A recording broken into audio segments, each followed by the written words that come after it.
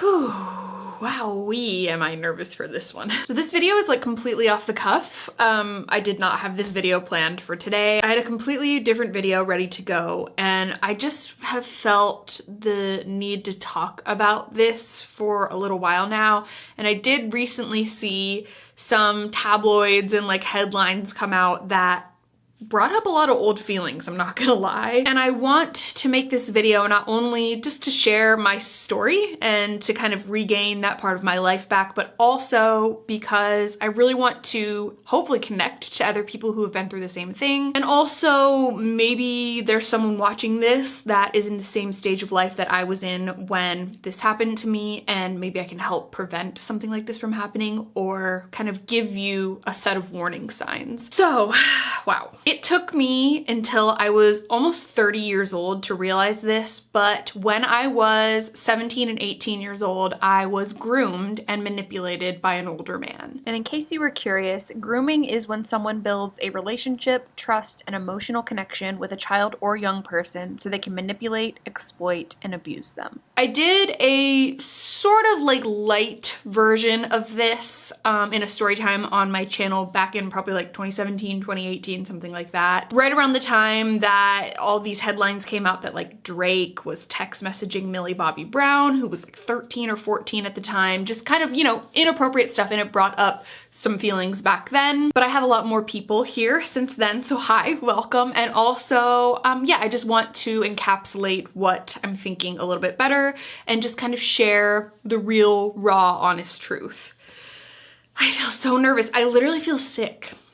Ugh. So before I back up and like kind of give you the background, I saw something on, I think, Twitter recently saying that Scott Disick, who, if you aren't familiar, he's part of like the Kardashian empire. He's Kourtney Kardashian's children's father. He's 37 years old and he is now dating an 18 or 19-year-old, I believe. But also previously to this girlfriend, this new girlfriend that he has, he also dated another girl who was freshly 18.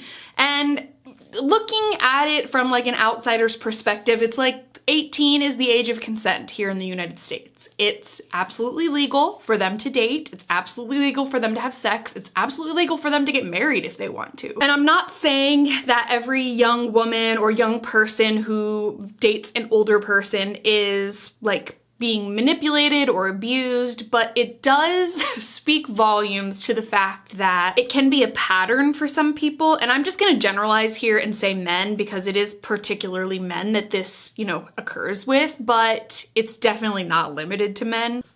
Okay.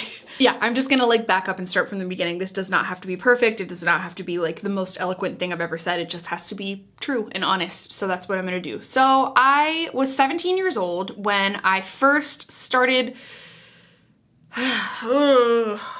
I was 17 years old when I started a restaurant job in my hometown just outside of Nashville, Tennessee. I was a senior in high school, and at that time I was having one of the worst sort of tumultuous, just absolutely toxic living environments ever. I had a lot of addiction and abuse going on in my household, and it was just really, really awful. So I a lot of times leaned on my outside life for support, for validation. Starting around probably 14 or 15 years old, I relied on men for that same validation, for that same support, and just kind of that crutch. So it doesn't surprise me that this is what ended up happening, but I was in a toxic relationship with my very first high school boyfriend, and during this point we had broken up. And right around that time was when I started this new restaurant job, like I mentioned. It was getting really, really, really toxic in my home life, and I was actually getting to the point where I was planning like an escape. I was going to plan an escape for my 18th birthday and leave, and that's exactly what I did, and I never turned back, but that's another story for another day. Right around the time that I started this restaurant job, I started getting some attention from someone that worked there that looked pretty significantly older than me. This person started showing me a lot of attention when I first started working there. It was definitely nice, I'm not gonna lie. I didn't get hardly any attention at home. I really struggled in school. I was going through a really tough time and breakup with my high school boyfriend, you know, and I felt like when I first started being shown attention by this guy who to me was like a couple years older, it was like, oh my gosh, like he thinks I'm so mature. He really likes me. You know, at the time I really thought that he just saw something different in me. Like I was so mature for my age. I was so just like not like other 17-year-olds, you know? And mind you, I was probably like a couple months away from turning 18 at this point, just for like legal reasons. I'll cover that, but I was 17. Let's just be perfectly frankly honest about that. I was 17. So yeah, in this very beginning stage, we started talking and I asked him how old he was, and he told me, I think 22. And I was like, okay, like 4 to 5 years older than me, because, you know, I was about to turn 18. So I was like, that's not the worst thing in the entire world, you know? So anyways, it started as like an innocent kind of work flirtation type of thing. And then it turned into like, let's hang out outside of work. And I remember, I think the first time we ever hung out outside of work, he wanted to take me to a different part of town than where we lived because he didn't want anyone to see us. Yeah. And because I was so excited and, you know, I was like, oh my gosh, this is an older guy. He's like got his shit together. He's not toxic like my high school ex. He's not immature like him. Like he's grown. Like he has his own place. He has his own car. I was interested. And when we went on this first like outing, when I was 17, I need to keep reminding you of that. When we were driving in the car, he was covering his hand that was supposed to be like resting on the gear shift with like a beanie. Like he had like a beanie over his hand. He was like covering his hand. And I remember saying like, why are you covering your hand? Why are you being like that? And he was like, I just can't trust myself around you. I have so many feelings about this. This is not an easy video for me, just so you know. And then there was another occasion where we were in the car and he was like, my friend wants to talk to you. And I was like, okay, that's kind of weird. But he had like a friend that wanted to talk to me on the phone. I guess they were previously on the phone, and then he was like, let me talk to her. So I pick up the phone and I'm like, hello. And he's like, hey, like, what's your name? Where are you from? What are you about? Type of thing. And we were just sort of chatting. And then he said, are you able to go out and party with us, or are you like 16 like his last girlfriend? Looking back now as a 32-year-old, red flag after red flag after red flag. Like just not okay. And the fact that these, you know, grown men, these 22-year-old men, which we'll get there. 22. You know, the fact that they're okay with hanging out with teenagers is a little concerning, but regardless, that's not my place. So I'm not saying that every person who dates an older person is vulnerable or is in a terrible home situation or whatever. I'm just simply saying this was my experience, and this is why I feel so easily manipulatable. I feel like it was so easy to manipulate me because I was already in such a vulnerable place. You know, I didn't really have a close relationship with my parents at the time. I was fresh off of a breakup. I didn't really have a safe place to live. And this person came along and swept me off my feet, you know, bought me things, took me shopping, drove me to nice places. So anyways, we continue this sort of like before I turned 18, weird, I have to stay away from you. And I kept thinking it was because he was trying to be respectful, and it was literally so that he wouldn't go to jail. But that's another story. Right around that time, let's say I turned 18. Like, let's skip past the part where I was 17. I was 18 now, so it was perfectly legal. On my 18th birthday, I'm not gonna say exactly what happened, but I was definitely taken advantage of, and there were things that I was definitely not ready for that happened. Just trust me when I say it was not enjoyable. And from then on, it was like, okay, we're in a relationship, and he used to drive me from the hotel rooms that he would put me up in, because at this point I think I had moved out of my house or something. Didn't have a place to live, obviously. Was 18 years old, had a hostess job, and was still in high school, so had nowhere to go. And I believe he paid for me to go in like a couple hotel rooms, and he would take me from these hotel rooms where he would, you know, we would do things that I was not ready for, and then he would drive me from these hotel rooms to my high school because I would have to go to school. I literally had school, so he would drive me to high school, which, a little odd. If you're asking me for my opinion, that just feels a little weird, but whatever. And during this time, I would be like, why do we have to stay in hotels? Like, why can't you just take me to your house? Like, you've talked about your roommate a million times. He would always talk about my roommate, my roommate, my roommate. Then finally, when it came down to it and he ran out of money, couldn't put me in hotels anymore, and we were trying to figure out what to do, he was like, oh, I actually live with my mom. And I was like, oh. And he gave me this whole long story about how and why he lived at home with his mom. And it was because when his ex, who I mentioned previously in the story, the girl he dated her from like 16 to 18, when they broke up, he was so distraught that he drove somewhere, lost control of his car, and got in this horrific car accident.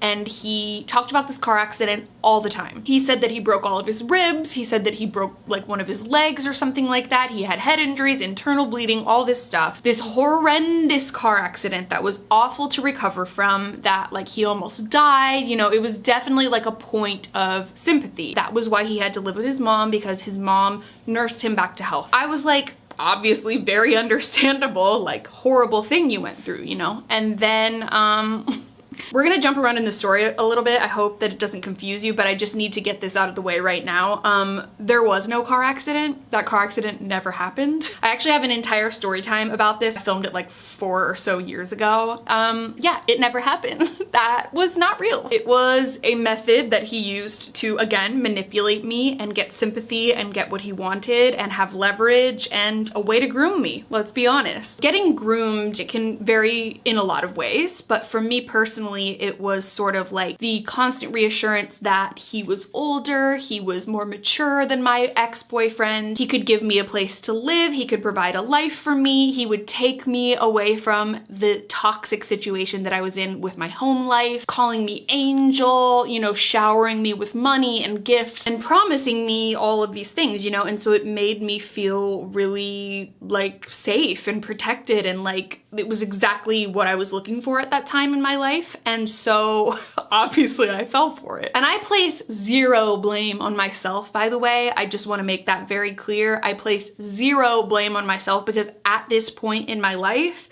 I do believe that I was a victim, and I do believe that I was groomed and that I was abused. I actually know that now. So when I say like fell for it or manipulated or whatever, that doesn't mean that I think that I was in the wrong. It was just simply that what he was doing was working. So yeah, the car accident never happened. That was a fun thing to discover. It was pretty traumatic. His mom was like, what car accident are you talking about, when I brought it up? And then I found out that it was a lie. So regardless, then around that time, I went on a vacation with his family. I must have graduated high school at this point, which by the way, he did come to my high school graduation and also tried to get in a fight with my then ex-high school boyfriend. So someone who had just turned 18 as well. It was embarrassing. It was terrifying. After I graduated, I went on a family vacation with his family. Oh, this is when it gets so interesting. And while I was on vacation, I remember one of his cousins saying something like, why aren't you drinking with us at the bars or something? And I was like, I'm 18. And he was like, you're 18? And I was like, yeah. And he was like, well, you know, the guy I was seeing, his cousin, told us all you were like 21 or 22. I was like, good. So he completely lied to his own family about how old I was. His family thought that I was going to the local college and was taking college classes or something like that. And I was like, no, I'm in high school, like, or maybe just graduated high school. Like it was bad. It was a whole huge drama on the trip. And then we took a trip to visit my mom, who was living in Virginia at the time. So it was like a 12-hour drive away, drove all the way up there. And on that same trip, my mom got a phone call, a frantic phone call from my dad. I don't remember how this happened or what wires got crossed. Somebody told my dad that I was dating someone that was 27. He was not 22, he was 27. So he was 27 and I was freshly 18. I was 17 when we started seeing each other and he was 27. So I was very unaware of this. We had already been in a full-blown relationship at this point. Obviously, we had met each other's families and yeah, the secret was out. You know, it was just a really, really bad time. And around this time, he also told me, he didn't ask me, he just told me that we would be getting a bank account together. I was 18 years old and I was sitting there at the bank getting a joint checking account with my 27-year-old boyfriend. Why? I don't know. I didn't really have money. I don't know if it was because it was like another way to control what I was doing and like see what I was up to, or if it was just this weird desire to like start a family. He talked about that all the time, like talking about getting me pregnant at 18 years old. Yeah, just like, yeah, I really don't want to like go down that route. We actually ended up moving into an apartment together, which was my very first apartment. I can't remember if I was on the lease or not. I don't even think I had enough income. I was making like $8 an hour as a hostess. There was just so much manipulation, and now I can fully recognize that it was abuse, just incredibly inappropriate dynamics, being taunted for acting young and acting immature when I was literally 18. Like, I was just 18. I had not even been out in the real world yet. I had just graduated high school, you know? There are so many other things that I could say in this video, but I'm really trying to keep it just base level because it was so wildly inappropriate and so, I mean, abusive, let's just be honest, that I'm not really ready to talk about that yet, and I don't think I'll ever talk about that online, honestly. That's something for me and like a therapist to discuss, but I want to say that there was some huge realization that I had that I was like, you're an abuser, I need to get away, but it was honestly just that I wanted to go back to my high school boyfriend, so I did that. It was very like not dramatic on my part, however on his part, he took the apartment that we lived in and completely destroyed it. He took frames, smashed them on the countertop. I had some artwork that I had made that he ripped up. He took all of my clothing and dumped it over the balcony into the parking lot. And then I didn't see him for years. And fast forward to about, I don't know how long that would have been later, 10 years later, I want to say. Probably right around exactly 10 years after we broke up. Didn't see him, didn't hear from him, didn't talk to him. I was working at a serving job at the time. I was working at another restaurant job. So at this point, I would have been probably close to the age that he was when we dated. So probably 26, 27, something like that. I was working at this restaurant and one day he just showed up at the restaurant I worked at. I don't think it was on purpose. Like, I think it was just a total coincidence. And when I saw him, I just immediately froze. I ignored him. He stared at me the entire time. And then he wrote a complaint to the corporate office of the place that I worked at saying that I was making fun of him the entire time. He was there with his wife out to eat and I ruined their experience. She was not his wife. He completely lied. That was just a random girl at a random restaurant that he worked at. I have not spoken to him directly in now it would be 15 years until about a week or two ago when he somehow found my Instagram and decided to leave some, I guess, attempts at abusive comments, which by the way, I literally just was like, ew. And I blocked him and that was it. But it just goes to show that people who are abusive and people who groom and manipulate like will literally stop at nothing to continue to do that. You know, I'm 32 years old. At this point, he's got to be in his 40s now. And he's still looking up the Instagram of the girl that he used to date when she was 17 and tried to like insult her in some way. It's just very bizarre. I hope you took something from this video in hearing my story because if any of what I just said strikes a chord with you in any way and just sort of makes you think that it could be similar to a situation that you're in or a loved one is in, I just really hope that by watching this, you can either take some warning signs or you can sort of see that maybe you're already in this and that there is so much better for you out there. There really is. I'm not hating on people in age gap relationships. I am simply talking about the age difference in some relationships, especially primarily with teenagers, and how there is a power struggle. There is a abuse of power when it comes to the older person. Like, they know more, they can be more manipulative, and they can definitely groom you and manipulate you into situations that you are nowhere near ready for. So hopefully you take something from this. I want to make it clear that I'm okay, obviously. I'm safe. I'm in a happy, beautiful, healthy relationship that I couldn't be more grateful for. And I just look back on that young Carrie and I have a lot of sympathy for her and I have a lot of love for her. And she was doing the best she could at the time, and that's all. So anyways, wow. Yeah, I feel weird saying like give this video a thumbs up, subscribe, all of that type of stuff. But if you want to do that, you can. I look forward to continuing this conversation in the comments. Please, please, please be respectful of everyone in the comments below. And maybe I'll continue talking about these big sis advice type of topics because I really miss connecting with you all in that way. And I feel a little bit liberated. I feel like I have let a little bit of a weight off of my chest and it's out in the world now. really scary. But hopefully in me sharing this, I can help someone else unlock their story as well. So I love you all. Thank you so very much for watching this video, and I will see you very soon.